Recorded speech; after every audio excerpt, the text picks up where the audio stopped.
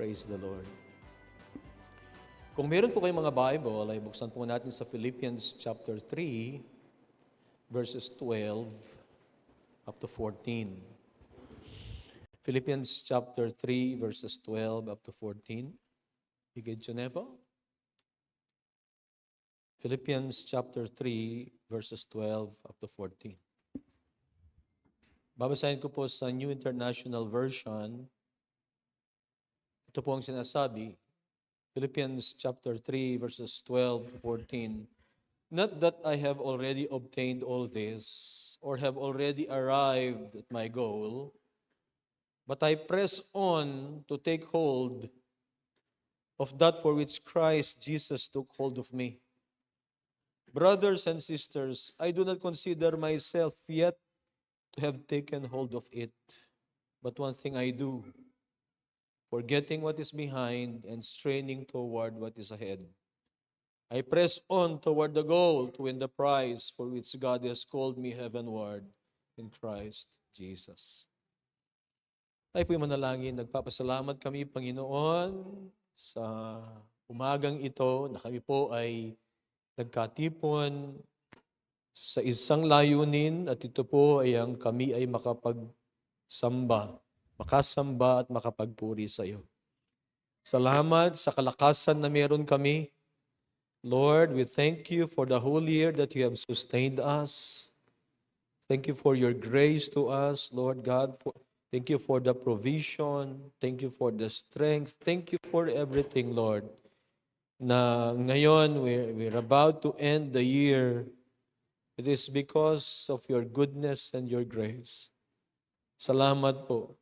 Panginoon, inihiling namin ang iyong pagpapala sa bawat isa. Kami ay mapagpala, O Diyos, ng iyong mga salita. Dalangin namin, O Diyos, na maipangaral ng tama ang iyong mga salita ayon sa inyong plano, ayon sa inyong kagustuhan. Lord, ang aming mga puso ay nagpapakumbaba. Hinihiling, O Diyos, na ang mga salita na maiahasik, may papangaral, ay aming tanggapin, Panginoon. Tanggapin ito kung ano ang mga ito. Your word, your powerful message. And Lord, we just entrust to you the preaching of your word this morning. Lord, we thank you, Lord. We bless you. We're expecting great and mighty things from you, Lord God, today. We honor you, Lord. We thank you, Lord. This is what we pray in Jesus' name. Amen. As we near the end of the year, hindi po end of the world. As we near the end of the year, pwede tayong magbalik tanaw at marahil iba-iba yung ating magiging emotions. Of course, hindi mawawala yung ating pagpapasalamat sa Panginoon. We thank God for the year na matatapos na po, iba-iba yung ating mga karanasan, pero nangingibabaw pa rin na ang Diyos ay mabuti, ang Diyos ay tapat. Kaya dapat tayong magpasalamat sa Kanya. Meron naman, marahil ay merong mga regrets sa taong ito na it's about to end. Mga dapat ginawa na hindi nagawa. Mga goals na hindi naabot. Na marahil ay hindi napagsikapan ng mabuti, kaya merong mga regrets. Meron namang mga experiences po natin na yung kagalakan ay nandoon. Meron tayong mga pagpapala na galing sa Diyos na hindi natin in-expect o in-expect man, pero yan ay parang dumating sa atin na pagpapala, and great joy ay nararanasan po natin. Meron din namang mga disappointments. Meron tayong mga in-expect na hindi po nangyari. Some goals were met, others unfinished. Ang mga iba po sa atin ay nakapag-gain Ano po? Sa trabaho marahil, sa business marahil, at maging sa timbang marahil. We have gained. At kasama po noon yung growth natin. Yung growth, yung iba professionally, yung iba ay in terms of our spiritual growth. Salamat sa Panginoon. But others failed. Para sa kanila, they have failed. No, mga inaabot na hindi naabot, mga goals na they have these goals at the start of the year and somewhere ay nawala na o kaya pinagsisikapan pa rin hanggang matapos ang taon. But still, para sa kanila yun ay failure. And some others, losses. Ano po? Losses in their businesses, losses in their careers, and even losses of our loved ones. Ano po? Ang isang taon po kasi daming pwedeng mangyari sa isang taon. But Paul's words in Philippians chapter 3 remind us that the Christian life is not about a perfect life without failures. We don't have a perfect life without failures, without pain, and without losses. It's the reality of life. Na kung minsan dadaan po tayo sa mga ganito, mga pagsubok, mga goals na hindi po natin naabot, o kaya kung minsan mga unexpected sa buhay na nagbibigay sa atin ng discouragement. It's not a perfect life that we have, without failures, pain, and losses. Ang Philippians chapter 3, it's about God's direction. And when we have received that God's direction, we press on to it. We press on to what we know God has called us. Napakaganda na by the grace of God, we can press on and not give up doon sa calling na meron tayo sa Panginoon. We do not give up on the faith that the Lord God has put in our hearts. Maganda na tayo po ay makapag-umpisa ng strong. It is better to finish strong. Ang passage na ito, it teaches us to end the year. Napakakunti na lang. 4 na araw na lang, kasama ito. 28 ba ngayon? 28, 29, 30, 31. Yan, 4. This passage, it teaches us to end the year spiritually strong at hindi lamang po sa taon, kundi sa bawat doon sa end of our Christian race, ay dapat nandun yung spiritually we are strong. And begin the year, the next year, with renewed focus on the Lord. Marahil, meron tayong mga pinlano sa ating buhay, sinasabi natin na maglilingkod ako sa Panginoon, magiging mainit ako sa Panginoon. Pero somewhere nawala yon. I-renew natin. Okay, ang mensahe pong pamagat ay pressing on. Based sa verse 14, sabi niya, I press on toward the goal. We need to continue to grow. Ang verse 12 po, ang sabi niya, not that I have already obtained all this, or have arrived at my goal. Yan, si Paul yan. Makikita natin, in between the lines of his letter, kahit saang letter po niya, in between the lines, we can see that Paul is a humble person. And he begins, he writes dito na nandun yung kanyang pagpapakumbaba sa 12. Makikita natin ang kanyang humility rito. Ano po? Kasi sabi niya, not that I have already obtained all this. Paul was at the end of his ministry. Dito po. Ano po? Marahil matanda na po siya. At ganito pa rin ang sulat niya. Sabi niya, not that I have already obtained. Ang sinasabi niya, he admits that he has not arrived yet. At hindi po niya ano yun, hindi niya maaabot yun. Ano? He begins with humility, and even though he's at the end of his ministry, he admits that he has not arrived yet. Ibig sabihin, nagpapatuloy siya. Kahit nagaano po ang na-accomplish niya sa buhay o kaya doon sa kanyang paglilingkod sa Diyos, there is no stopping in his service to his God, to his Lord. Ano po? He presses on. Nagpapatuloy siya. Ano po? At yun po ang dapat makita sa atin. No? Yung growth sa atin spiritually should be ongoing. Pwede rin natin i-apply yan. So, kung gusto ninyo sa inyong business o kaya sa inyong professional life. Growth should be ongoing. Ano po?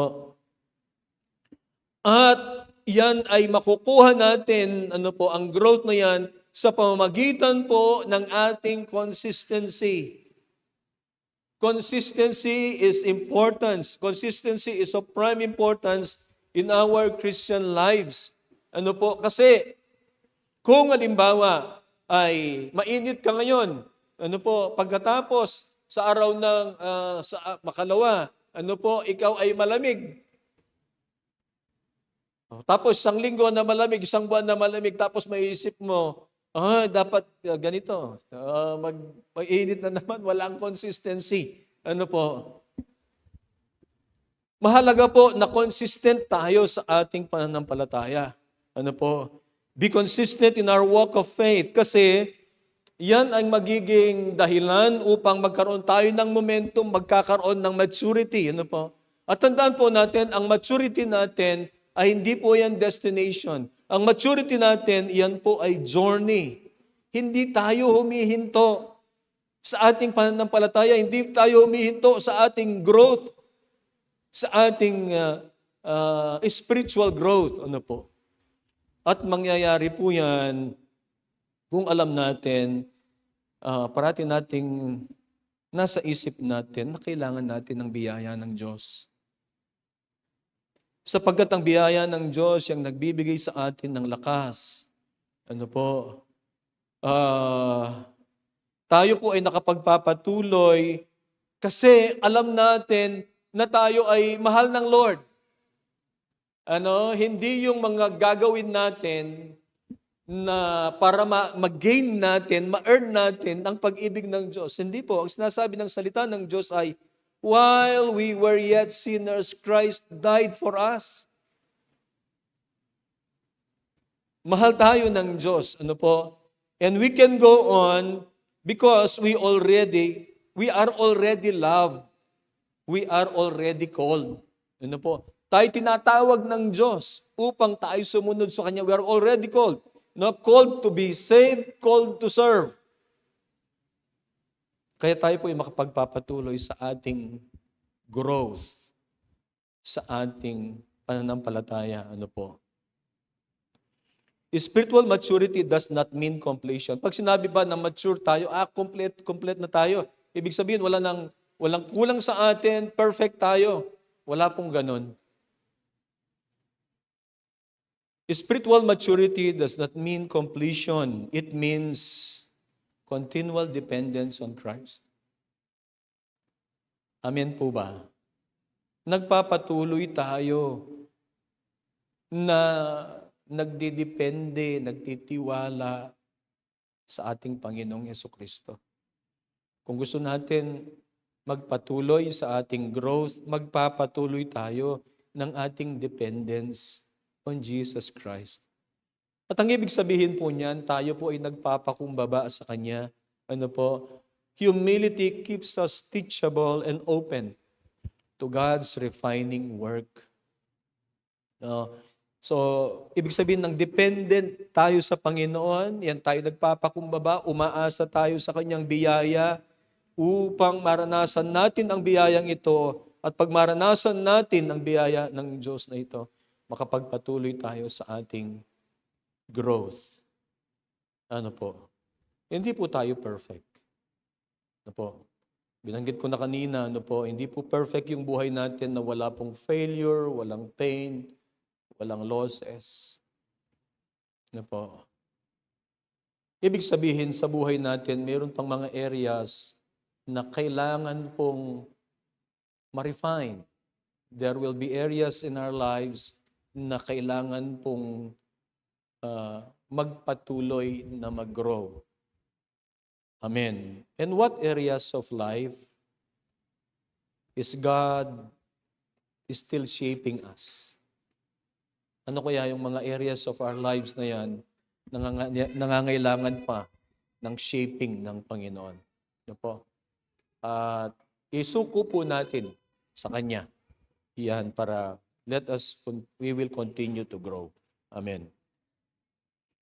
Sabi po ng verse 13, Brothers and sisters, I do not consider myself yet to have taken hold of it. But one thing I do, forgetting what is behind and straining toward what is ahead. Forgetting what is behind. In a few days, ang taong 2025 ay matatapos na po. Ano po? At lahat po ng nakaraan, base po dito ay we should forget what is behind. Ang sabi po ni Paul, hindi po ibig sabihin na mawawalan tayo ng memory o magkakaroon ng memory loss. Hindi po.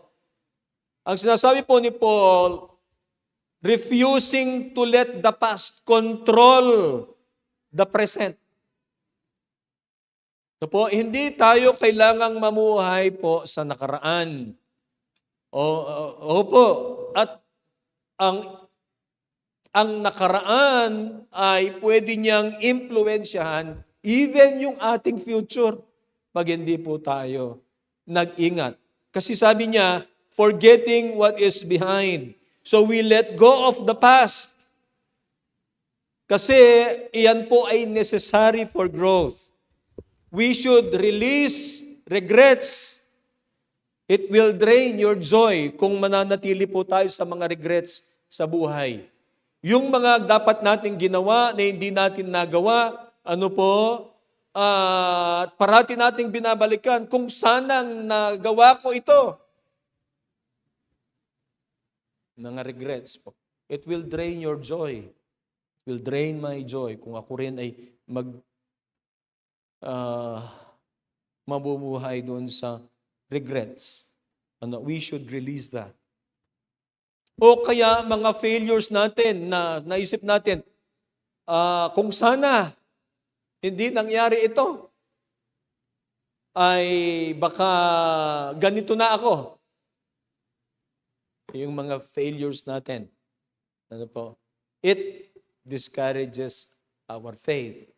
Failures that discourage faith. We should release that. And even successes that create complacency, na meron tayong tagumpay sa nakaraan, masaya nung nakaraan, nagsisikap nung nakaraan, pero ito pala ay nagdadala sa atin upang hindi na tayo magpunyagi, hindi na tayo magsikap, dahil tayo ay namumuhay doon sa nakaraang tagumpay. Successes that create complacency. We should release. We should let go. Sapagkat mayroon pong ginagawang bago ang Diyos. Ang sabi po I think it's in Revelation, Behold, I am doing a new thing. Mayroong inilalaang mabuti ang Diyos sa bawat isa po sa atin. Wala na po tayong magagawa sa nakaraan.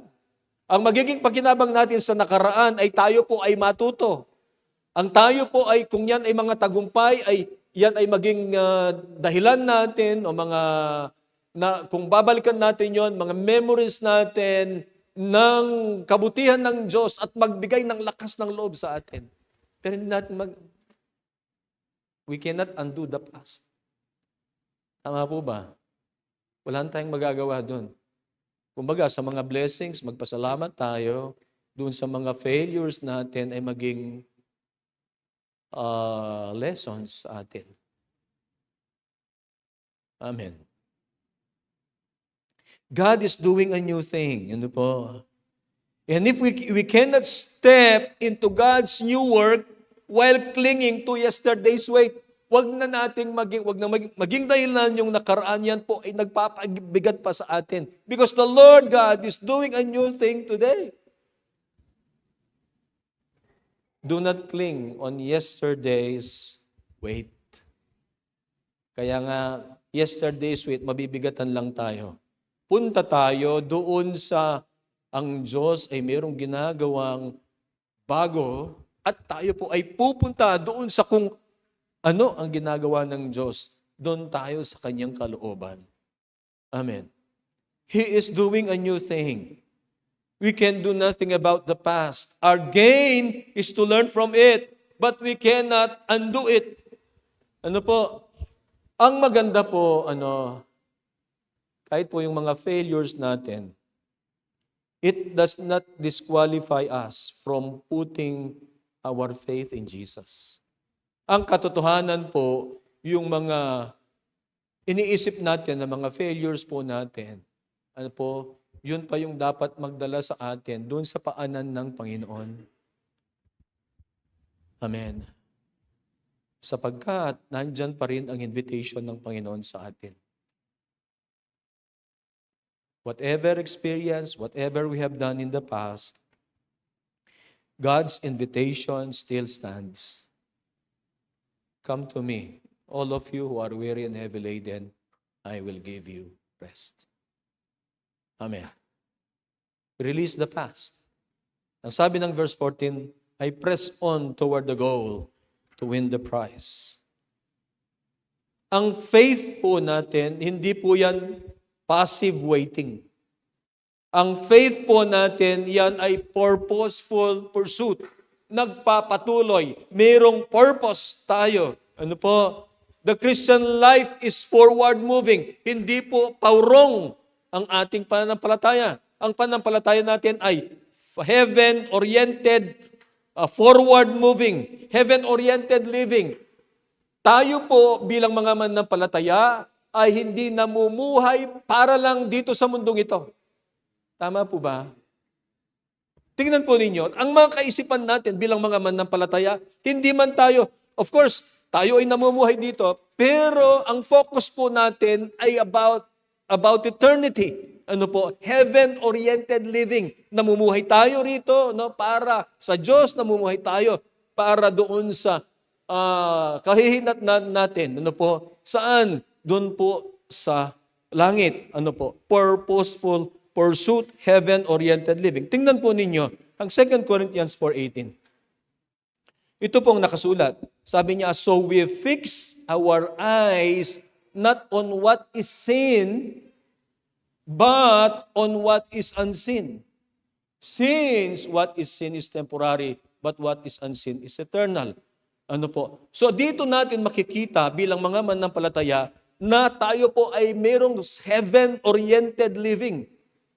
Tingnan po ninyo. Isinulat po ni Paul, sabi niya, we fix our eyes on what is, not on what is seen.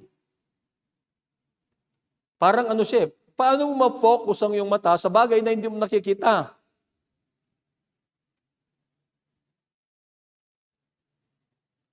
Pero sabi niya, we fix our eyes not on what is seen, but on what is unseen. Ano po? Makikita natin na siya po ay tumutukoy about the temporary and the eternal. Ang temporary po, ito ay yung mga bagay na nakikita natin. Lahat ng mga nakikita natin, temporary po yan. Ako, temporary, eventually, kapag hindi pa dumating ang Panginoon, hindi nyo na rin ako makikita. Ano po, yung mga bagay na nakikita natin, temporary. Ibig sabihin, ang point ko lang po ay, temporary ako. Temporary ang mga yan sa lahat ng mga nakikita natin. Ano po? Ano yung mga bagay na eternal? Ano po yung mga bagay na hindi nakikita patungkol sa mga spiritual na bagay?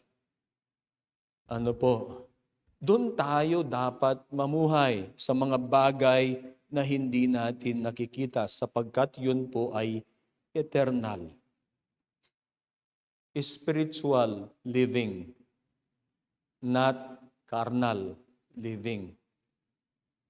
Ang pananampalataya pong Kristiyano, it requires an intentional, deliberate pursuit of Jesus Christ. Ano po? Kasi nga, tayo heaven-oriented living. Ibig sabihin, spiritual. Ano po? Sabi ng Hebrews chapter 12 verse 2, kasama po itong 2 Corinthians 4:18, fix our eyes on Christ. So sabi ni Paul sa 2 Corinthians 4:18, fix our eyes not on what is seen. Ibig sabihin sa mga bagay na spiritual. Ang sumulat naman ng Hebrews ay sabi niya, fix your eyes on Jesus, the author and the finisher of our faith. So we need to pursue Jesus Christ. At intentional po yan dapat. Ano po, hindi tayo, kumbaga, pinaplano mo yan, hindi ka lang basta parang wala kang gagawin. No? Kailangan naka-fix yung ating mata kay Jesus Christ. No po. And pressing on requires discipline. Nagpapatuloy tayo. Ano po? Dapat mayroong effort. No? Dapat mayroong focus. Kasi po, kung hindi natin gagawin ang deliberate at saka intentional na pagsunod sa Panginoon, tayo po ay mawawala sa ating pananampalataya. Dapat mayroong discipline and effort and focus. Now, ang ultimate goal po natin ay si Jesus. Sa buhay na ito, lalong-lalo na tayo po bilang mga mananampalataya, ang sabi kasi ni Paul, I press on toward the goal to win the prize for which God has called me heavenward in Christ Jesus. Our goal in this life is not success. Our goal in this life is not comfort. It is not even recognition. Why do we serve?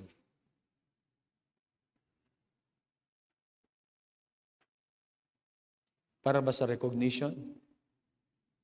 Para ba sasabihin ng mga tao, si brother o si sister, banal? O naglilingkod sa Diyos? We do not serve for success, for comfort, or recognition. O dun sa kung ano yung ginagawa natin sa buhay, ay hindi po para dyan. Kundi ang ultimate goal natin ay si Kristo mismo. Our goal is Christ Himself. Hindi ko po ma-quote ang exact verse, pero ang sabi po ng Diyos kay Abraham, I am your shield, your very great reward. Our reward is Christ Himself. Not the material things, not the recognition. Our ultimate goal is Christ because siya mismo yung ating reward. Si Jesus. Amen. How do we measure life? Or how do we measure the quality of our lives? Yan ba ay sa pamagitan ng mga achievements natin? You have, you finished your studies, you had your masteral and PhDs. Okay po yan. Naging matagumpay tayo, naging successful in our careers and even business. Achievements. Doon ba natin nasusukat ang buhay?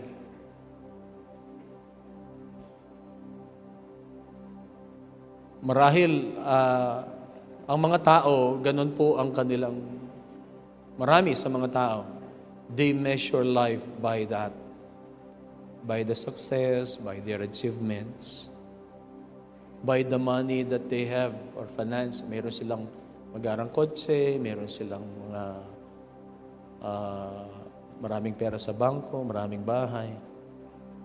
Kwarto-kwarto ang cash. Ganun ba minimeasure ang buhay?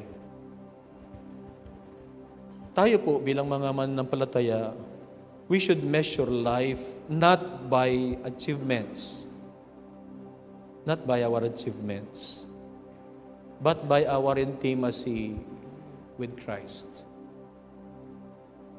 Gaano tayo kalapit? Intimate ba tayo sa Panginoon? Kasi po, at the end of the day, yun po ang mahalaga, yung ating intimacy with Jesus Christ. Ano po? So, yun yung pagsikapan po natin. We press on toward the goal to win the prize. Yung magkaroon tayo ng lalong malapit na relasyon sa Panginoon. Ano po? We're about to end the year. Ano po? And Paul invites us to look back with honesty in our hearts. Kumbaga, tingnan natin ang buhay natin. Ano po? Na honestly, tingnan ang buhay natin in the past year o ngayong taon na to na about to end, have we served well? Tama ba yung naging puso natin sa Diyos, sa paglilingkod, sa pagsunod sa Kanya? Alam po ninyo, merong verse sa Bible, ang sabi niya, test and see if you are still in the faith.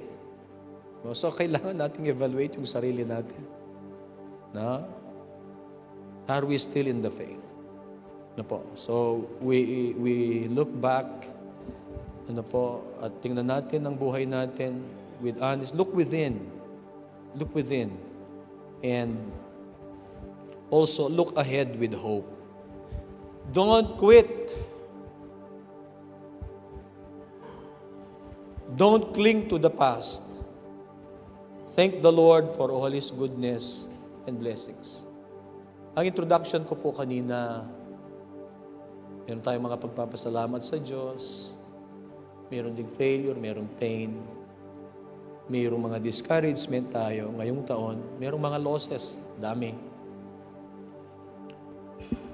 Pero kung titingnan po natin, ano po, marami pa rin yung mga pwede nating ipagpasalamat sa Diyos.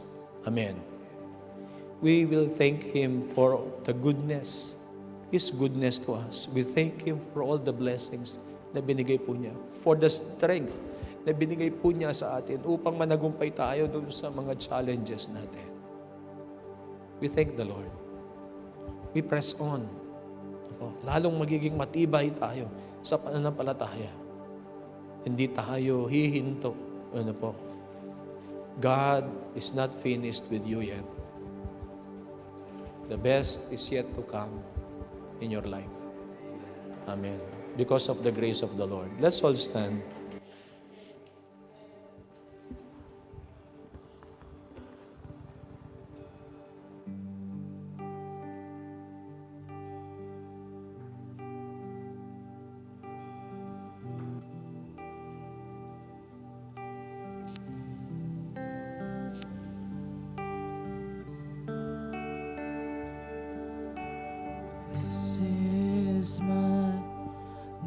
desire to honor you, Lord, with all my heart I worship you.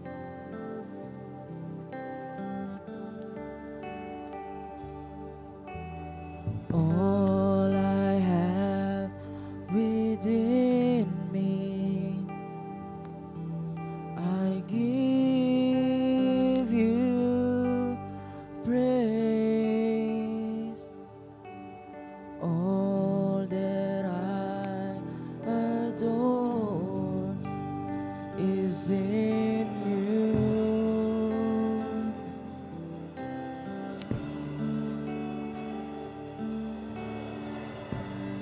Lord, I give you my heart, I give you my soul.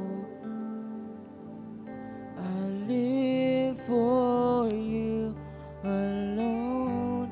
Every breath that I take, every moment I'm awake, Lord, have your way in me. Hallelujah. This is my desire to honor you, Lord, with all my heart I worship you. Hallelujah.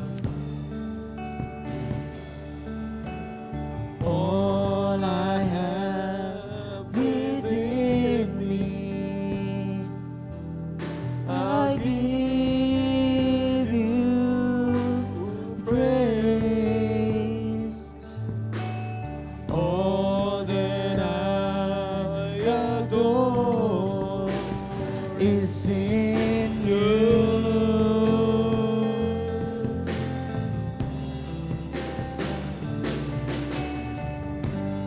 Lord, I give you my heart, I give you my soul. I live for you alone. Every breath that I take, every moment I'm awake, Lord, have your way in me. Lord, I give you my heart, I give you my soul. I live for you alone. Every breath that I take, every moment I'm awake, Lord, have your way in me. Lord, I give you my heart, I give you my soul. Amen. We offer our lives to I you. live for you Salamat po. alone. Purihin ka. Every breath that I take, Hallelujah. every moment I'm Salamat po. awake, Salamat po. Lord, have your way in me. Purihin Lord, ka. I give you my heart, Salamat po. I give you my soul. I live for you alone. Every breath that I take, every moment I'm awake, Hallelujah. Lord, have your way in me. Amen. Hallelujah.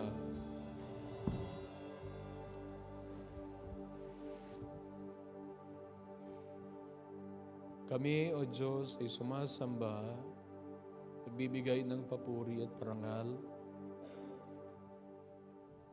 Bigyan mo kami, Panginoon, ng lakas upang kami ay makapagpatuloy sa aming pananampalataya. At hindi lamang makapagpatuloy, kundi lumago ang aming pananampalataya. Salamat po sa inyong biyaya sa amin sa buong isang taon. Salamat sa lakas. Kaya namin nakakayanan, Panginoon. Kaya kami nagtatagumpay. It is because of your grace. It is because of you. Nihiling namin, O Diyos, na kami po ay lumago sa aming pananampalataya. Magkaroon ng spiritual maturity sa aming pong mga buhay. Turuan mo kami, Panginoon, na kalimutan ang nakaraan. At kami, O Diyos, ay magpunyagi. Kami ay magpatuloy sa aming pananampalataya. We press on toward the goal. At dalangin namin parati kaming nakafocus sa aming Panginoong Jesucristo. Siya yung maging ultimate goal namin, ang magkaroon kami ng malapit na relasyon sa Kanya. Salamat po. Hinihiling namin, Panginoon, na samahan mo po kami at nubayan mo po kami, O Diyos. Maranasan parati ang banal na Espiritu sa aming mga buhay at sa iglesyang ito, Panginoon. Lord, pagpalain mo po ang iyong mga anak. Idinadalangin ko po sila, ang mga lahat po, O Diyos, ng iyong mga anak na sumasamba rito, pagpalain mo po sila. Lord, iparanas, Panginoon, ang iyong kapangyarihan. Lord, kaming lahat ay sama-sama na maglilingkod. Kaming lahat, Panginoon, ay mag-aalay ng aming mga buhay. Kami, Panginoon, ay susunod kung ano ang iyong ipinapagawa sa amin. Lord, today, we commit our lives to you. Palakasin mo ang aming pananampalataya at dalangin namin, O Diyos, na kami ay maging masunurin kung ano ang iyong iniuutos, Panginoon. Maging masunurin kung ano ang iyong mandato para sa amin to go and make disciples of all nations. Lord, we commit our lives to you. We commit as one body. We commit as a church, Lord God, to serve you. And we pray, Lord, that we can serve you well until you come again. Salamat po. Thank you for your presence this morning. Salamat po. Hallelujah. Panginoon, ang inyong pong mga anak na naririto, pagpalain mo sila, iparanas ang biyaya ng Panginoong Jesucristo, ang pag-ibig ng Ama at ang pakikiisa ng banal na Espiritu. Amen. Amen. Amen. God bless everyone po. God bless everyone.